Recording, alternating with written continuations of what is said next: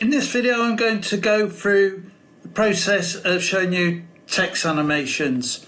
So if I move my blade over to the position that I want, go up to the top left hand corner, third from the left, tap on text, tap on the cross to add my text to the timeline above, type in my initials, JPH, expand the text, then go to animation,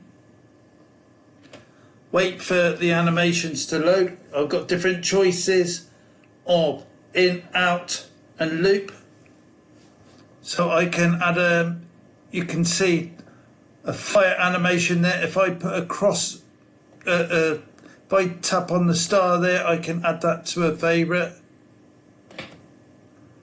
So let's add that.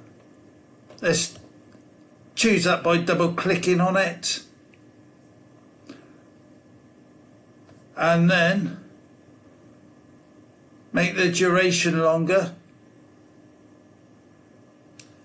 And I've added a text animation which is cinematic. If you found value in this video, please like and subscribe.